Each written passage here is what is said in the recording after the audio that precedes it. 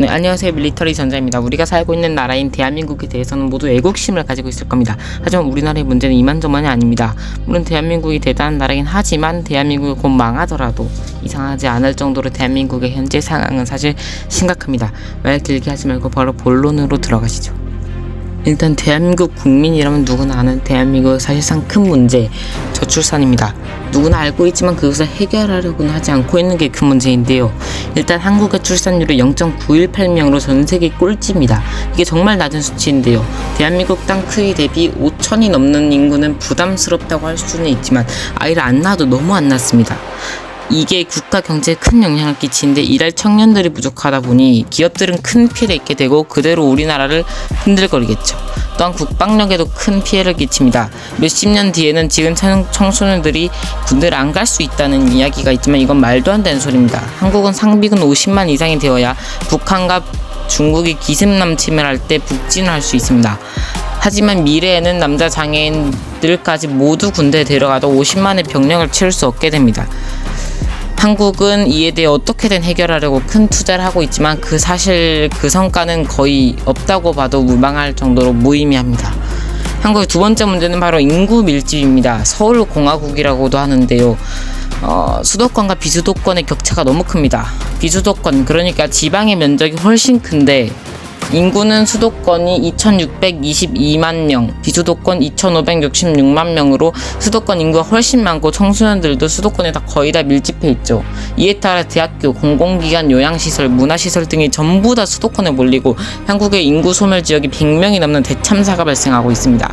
이 현상은 대한민국의 저출산에도 큰 영향을 끼치고 있기에 한국이 빨리 해결해야 하는 숙제 중에 하나입니다. 한국의 세 번째 문제는 바로 부동산입니다. 앞에서 말했던 인구가 서울에 너무 밀집해 살 집이 없습니다. 목동이나 대치동 같은 데 가면 귀신 나올 것 같은 집이 몇십억에 거래되기도 하는데요. 이는 청소년들이 서울에서 집을 살 수 없다는 것을 의미하고 한국이 계속 해결하려는 움직임을 보이고 있음에도 부동산 값이 폭등하고 있다는 것은 한국 부동산에 거품이 있다는 의미로 해석되기도 합니다. 한국의 네 번째 문제는 바로 한국의 교육입니다. 한국의 교육은 사실 쓰레기입니다. 대한민국 교육은 주입식 교육체계, 대학 입시 위주의 교육이기 때문인데요.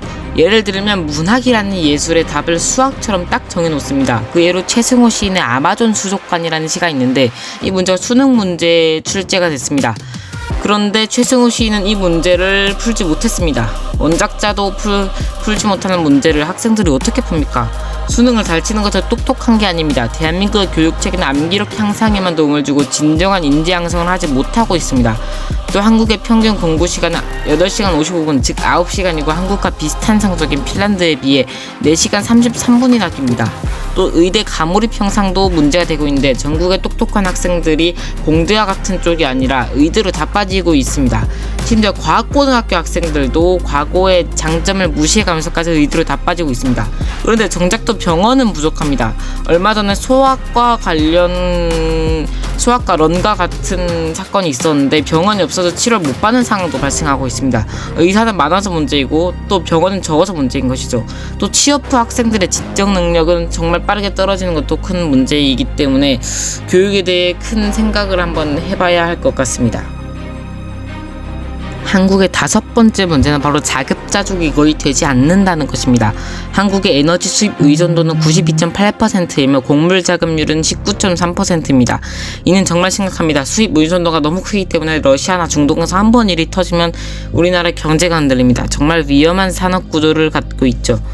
한국의 여섯 번째 문제는 바로 반도체 딜레마입니다. 반도체 전쟁인데 반도체 전쟁에는 우방이 없습니다.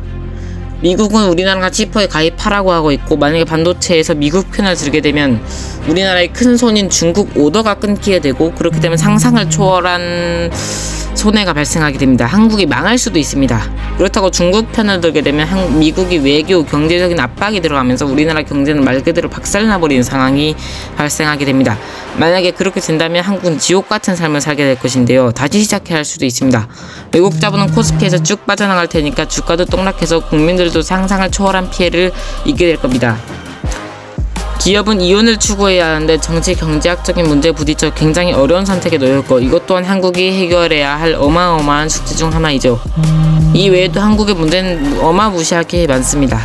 우리는 우리나라의 문제를 외면하고 국뽕 같은 말도 안 되는 내용을 보면 애국심에 빠지기도 합니다. 하지만 우리나라는 현재 매우 심각합니다. 오늘 영상을 보며 여러분들이 비판적으로 우리나라에 대해 생각해 볼 수 있는 시간이었으면 좋겠습니다. 감사합니다.